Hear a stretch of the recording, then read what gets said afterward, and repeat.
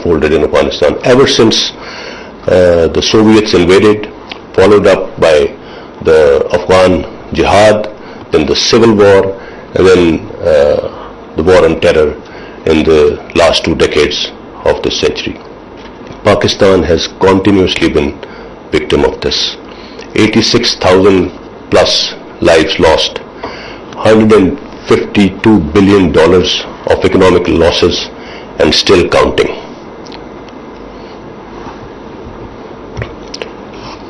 Let me just dilate on how Pakistan's armed forces have coped with the challenge in the last 2 decades and continuously invested in improving the security situation along the Pakistan-Afghanistan international border. While we were involved in this war on terror, during the last 2 decades we've had 3 major escalations on our eastern border. 2001 and 2, 2008, and latest in 2019. We were deployed on the eastern border, we were deployed on the western border as there was a massive conflict going on in Afghanistan, and there were terrorist incidents happening inside Pakistan, so we were also deployed on internal security in all our cities and villages. At the peak of this period, there were more than 90 incidents happening, terrorist incidents happening in a year in Pakistan. While this was happening, come 2014, and the ceasefire violations peaked. Since 2014, we've had 12,312 ceasefire violations on our eastern border. During these 20 years, we conducted 1,237 major and minor operations and cleared more than 46,000 square kilometers of area along our western borders from the presence of terrorists and their infrastructure. During all this, we lost politicians, soldiers, generals, artists, women, children, journalists, students from every segment of society. That is what constitutes the 86,000 plus who have given their lives.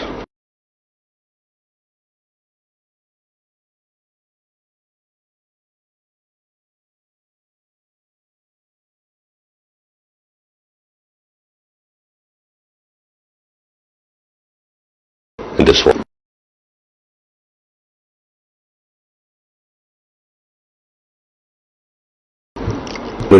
Forced to turn this soon along the borders and inside Pakistan. We started working for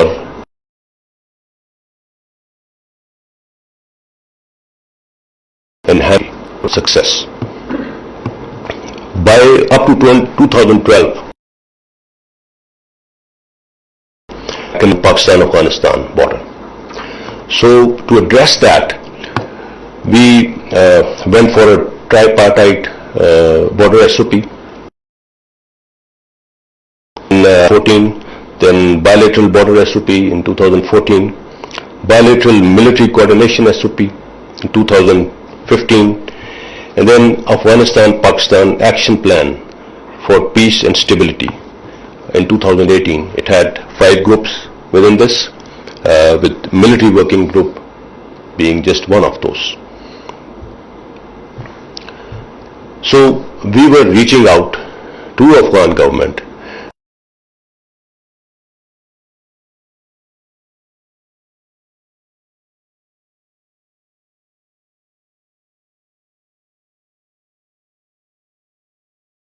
to the Buddhism on both sides. We have been trying to do all along.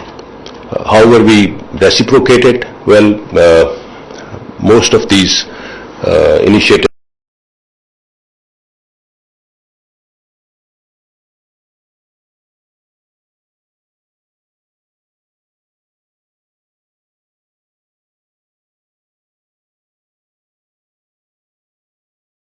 were not responded well. we also did not. As we reached out on military to military level to the Afghan army and Afghan government, some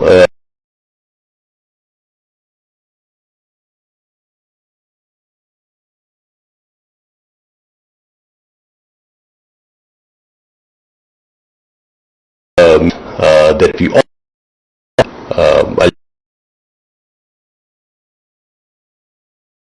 just give you visited offered a mechanism for intelligence sharing. We offered training of Afghan soldiers and officers in Pakistan armies and Pakistan Air Force training institutions. We offered it several times. Only 6 Afghan cadets came to Pakistan during this period. However, hundreds and thousands of Afghan army officers and soldiers went for training to India.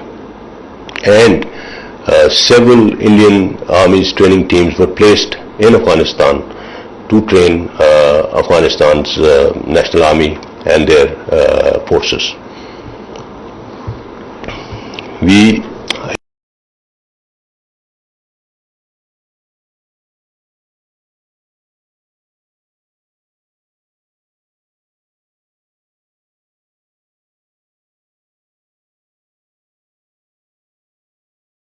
even of these to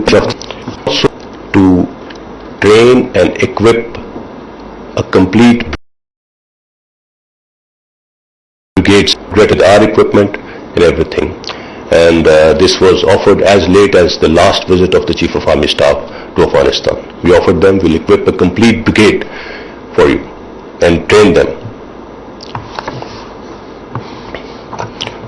All this while, the GLOCs stayed open, which were the main logistic lifeline of the US and NATO forces operating in Afghanistan.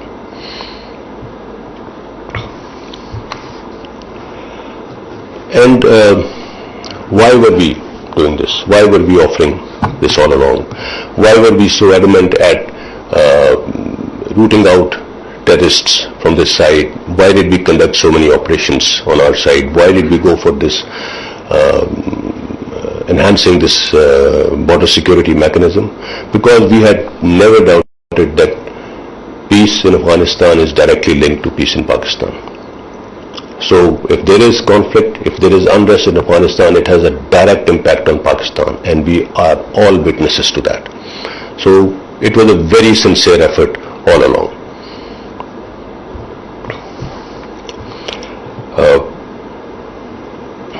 But what needs to be seen here is that Pakistan has repeatedly been cautioning the world about negative role played by spoilers of peace in Afghanistan for their own vested interests, and they continue to do so. And we've been highlighting it at every forum. Coming over to the, while we were conducting operations on the western border, while there were massive CFVs going on the eastern border, while we were deployed in internet, there was a massive capacity enhancement initiative initiated in 2017. Chief of Army Staff, General Qamar Javed Bajwa, he gave a vision of securing the western borders comprehensively. And that is where we went for this comprehensive border management regime. Some of the details of that, we raised more than 60 new wings for the Frontier Corps in Balochistan and in Khyber Pakhtunkhwa to enhance the capacity of FC, which is always manning the borders, and because of the increased threat across. Then we upgraded the technology and surveillance and biometric systems which were deployed on our major border terminals, and we are still continuously upgrading them and bringing in state-of-the-art technology to make sure that it works. We constructed hundreds of border forts and new posts along the 2,611 kilometer long Pakistan-Afghanistan border. The border fence, this was a massive undertaking. When it started, just to start this project was a massive initiative. Alhamdulillah, now more than 90% of the Pakistan-Afghanistan border has been fenced.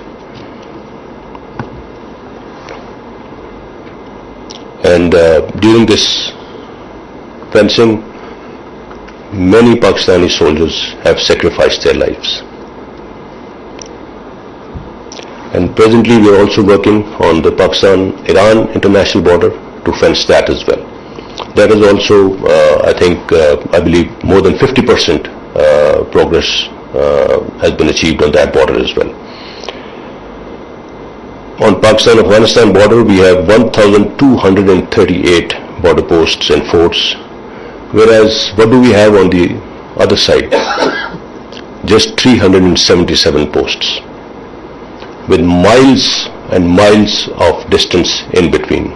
So it's practically not possible for that side to see who's moving where. So it was a one-sided affair, continued to be one-sided affair. Now, after 2 decades of this century, we can say that we have fought off this menace of terrorism fairly well. And that too as a nation, with a whole-of-nation approach. The Operation Sherdil, Al-Mizan, Rah-e-Rast, Rah-e-Nijat, Zarb-e-Azb, Operation Khyber 1, 2, 3, Operation Dawatoi, North Waziristan, and the countrywide continuing Operation Raddul Fasad. All these operations are an epitome of insurmountable spirit, supreme and whole-of-nation efforts. That's how we need to look at it. In addition to this, Pakistan's security forces are also deployed along the CPEC projects and also giving sacrifices over there. And we are ensuring the security of these projects. Of late, I think most of the investigation details have also been shared with you for Dasu, Lahore, Quetta and Gwadar incidents. All incidents were planned and executed from Afghanistan with the help of NDS and RAW. Just a word about line of control. The ceasefire understanding that was reached in February earlier this year under the 2003 ceasefire agreement, that is holding. Now, what are the dividends of these sacrifices and this peace that we have been able to establish? 199 developmental projects worth 601 billion rupees are in progress in Balochistan under the Government of Pakistan Vision Balochistan 2020. 831 development projects worth 31 billion rupees are in progress in the tribal districts of KP. There has been massive investment and massive progress in infrastructure, health and education related projects, and Pakistan's armed forces are continuously assisting the provincial and federal government in all these projects, may it be their security or may it be some projects. Many projects have been initiated by the deployed troops over there as well. So this in a nutshell was how Pakistan's armed forces have contributed towards security and stability, which is directly connected to the Pakistan-Afghanistan border regions and the kind of sacrifices that we've given. Before I take questions, I would also like to highlight here that 6 September this year, Yom Difa Shuhada Pakistan. یہ بھی اس دفعہ ہم انشاءاللہ ہمیشہ کی طرح پوری قوم کے ساتھ مل کے منائیں گے، اور جیسے میں نے آپ کو بتایا جو سیکریفائسز اوور دی ایئرز ہم نے دی ہیں ان کو پوری قوم کے طور پہ ہمیں ان کا حق ادا کرنا ہے. اور 6 ستمبر 1965 کی مناسبت سے یوم دفاع اور شہداء منایا جاتا ہے ہر سال. This time the tag line for یوم دفاع اور شہداء از وطن کی مٹی گواہ رہنا. And there will be a ceremony held on 6 September, but it will be held under very strict COVID protocols with a very limited participation. So because of that, میری یہ ریکویسٹ ہے آپ کی وساطت سے پوری قوم سے کہ آپ کے علاقوں میں، آپ کی گلیوں محلوں میں، شہروں گاؤں میں جہاں جہاں شہداء کے گھر ہیں، ان کے لواحقین رہتے ہیں، we need to reach out to them. ہمیں ان کے گھروں میں جا کے ان کو سلام کرنا ہے، اور جو قربانی انہوں نے اس ملک کے لیے دی ہے اس کے لیے ان کا شکریہ ادا کرنا ہے. So that would be all. Thank you very much for a patient hearing. I'll take questions now. جی سر، بول نیوز سے احمد منصور. جناب صاحب، آپ نے تمام وہ اقدامات اور وہ بتائے ہیں کہ جو وہاں پہ افغانستان کی صورتحال ہے اس پہ پاکستان پہ اگر اثرات ہوتے ہیں تو بارڈر مینجمنٹ وغیرہ سارا آپ نے بتایا ہے، لیکن پھر بھی سر میرا سوال یہ ہے کہ جو وہاں پہ صورتحال تیزی سے بدل رہی ہے، ایک کیوس ہے، حکومت کا ڈھانچہ نہیں ہے، دوسری سائڈ پہ کوئی ان کی پریزنس نہیں ہے سیکورٹی فورسز کی پاک افغان بارڈر پہ، اور جس طرح امریکہ اور مغرب اس حال میں چھوڑ کے اب یہاں سے جا رہے ہیں، اور ابھی کابل کا جو بلاسٹ ہوا ہے ایئرپورٹ کا، اس میں داعش خراسان نے کلیم کیا ہے. تو یہ جو ساری صورتحال ہے، اس میں یہ خدشات تقویت پکڑ رہے ہیں کہ پاکستان پر اس کے جو اثرات ہیں پاکستان کی قومی سلامتی پہ وہ کچھ نہ کچھ ضرور آئیں گے. تو ہماری جو فوجی قیادت ہے وہ اس کو کیسے دیکھ رہی ہے، کیا سوچ رہی ہے، کیا پلان کر رہی ہے، اور جو دنیا ہے اس سے کیا توقعات ہیں کہ اس پہ کیا ہونا چاہیے؟ منصور صاحب، this is what I have explained here actually. We expected, these were our apprehensions, that the way situation was unfolding in Afghanistan, there can be a spillover into Pakistan. And that is the only reason that we took all these steps. And this is not, I mean, these are not overnight steps. We started way back, starting from maybe 2014. That is when we started beefing up our security in these areas. That is when we upped the ante against the terrorist infrastructure which was over there. And after we concluded Zarb-e-Azb, that was the conclusion of major military operations in these areas. Then we started off with Operation Raddul Fasad, and as I said, it covers the complete country, and all law enforcement agencies are involved in that. So these apprehensions were always there. I mean, the military leadership, that kind, this is something that could happen. So as I said, despite whatever has happened on that side, alhamdulillah, the Pakistan-Afghanistan international border, the situation over there is fairly normal. It's pretty much under control. There is no problem over there, and there are no major incidents. But this does not mean that nothing can happen. Something can happen, but we are prepared. It's not that we will be taken unawares on that. Thank you. Muhammed Nazım, Anadolu News Agency. Muhammed Nazım Taşçı, Anadolu Agency, Turkey. Sir, after Taliban takeover Kabul, Pakistani government has made a statement about TTP. About? Pakistani Taliban. And Islamabad asked Taliban to take... Mic थोड़ा करीब करो उनके. Mic.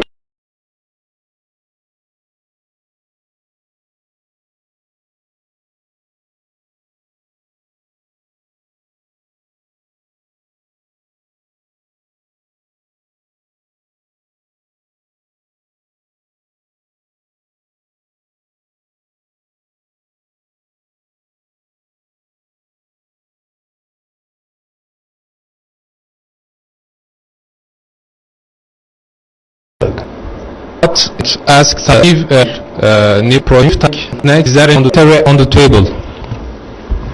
See, we've always said that, maintained, and we've always been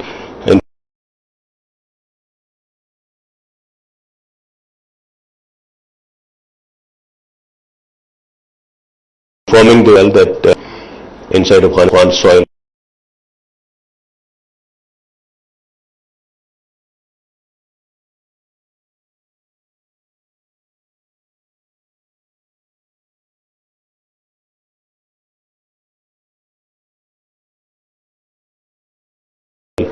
Of the situation border, the Taliban have not soiled against we have heard and believe that they will take some very effective measures to ensure that TTP is not able to operate against Pakistan or any other country for that matter from the Afghan soil. So we trust that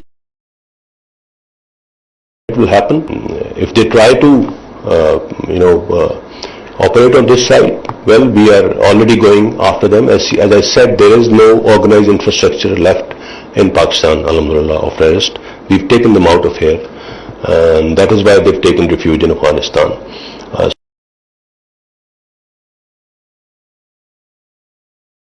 So they cannot be had in place.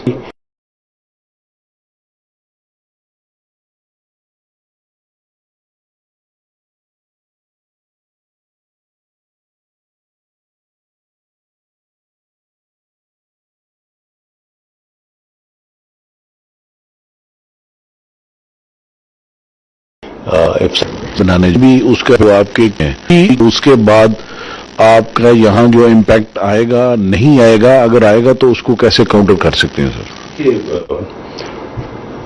Pakistan का आइन, पाकिस्तान के कवानीन अल्हम्दुलिल्लाह इस्लामी कवानीन के बिल्कुल तहत हैं और पाकिस्तान का आइन पाकिस्तान की अवाम की उमंगों का मजहर है और वही पाकिस्तान का सिस्टम है और रहेगा इंशाल्लाह. It will not affect us.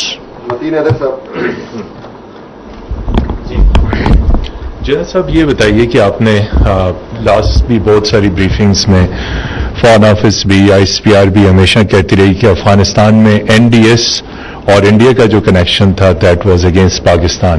तो अब ये जब से काबुल फाल हुआ उसके बाद से आप समझते हैं कि NDS इंडिया नेक्सस जो है ये अब टूट चुका है और अब वहां से हमें किसी किस्म का कोई थ्रेट नहीं है, चूंकि जितने भी वाकयात हुए आपने कहा NDS और साथ रॉ की कोलैबोरेशन है. With the change of the regime in Kabul, अब आप क्या समझते हैं अफगान इंटेलिजेंस के साथ हमारी इंटेलिजेंस कॉपरेशन किस लेवल पे होगी? काउंटर टेररिज्म के लिए होगी? ये कॉपरेशन बढ़ेगा? किस सिमत में जाएगा और हम कितने महफूज हो गए? चूंकि previous regime was open the entire Pakistan. जी. Yes, as I said, we have to wait we have to wait for the formulation of a government in Afghanistan, and whatever kind of setup they come up with, I'm sure we'll be more than eager to reach out to them. We've been reaching out to the previous governments also, no matter how anti-Pakistan they have been. India's influence, obviously, we think that it will wane in this region, in Afghanistan. But I would like to point out here, whatever has happened in Afghanistan, we need to understand what has been India's role in this all along. I think whatever investment they made in Afghanistan and the kind of clout that they developed in Afghanistan, it was all done with only one intention, that was to harm Pakistan. They had no love lost for Afghans or the Afghan population, and they did it on all tiers. We kept on, Pakistan's political and military leadership kept on reaching out to the Afghan leadership. But every time, we went there, the moment we got back, there used to be a negative statement out of Afghanistan. Why? Because they poisoned the minds of the Afghan leadership. They poisoned the minds of Afghan military and their intelligence. What was the NDS doing all along? They were only helping RAW to cobble up alliances of TTP and Daesh and different terrorist organizations to hurt Pakistan. I think if they would have been much better prepared to take on what's happening today. So India's role has been extremely negative, and I would go to the extent of saying that I think the international community needs to get India on the dock to see what all investment was going on over there to stabilize Afghanistan. And Pakistan, which shares the longest border with Afghanistan, Pakistan is the most natural neighbor of Afghanistan. All logistics go through Pakistan. Being a landlocked country, Afghanistan was maximally dependent on Pakistan. But it had to have good working relationship, and maximum efforts were done from Pakistan. But unfortunately, it was not reciprocated, and what was in the background, I think we all know today. Mohammad Afzal.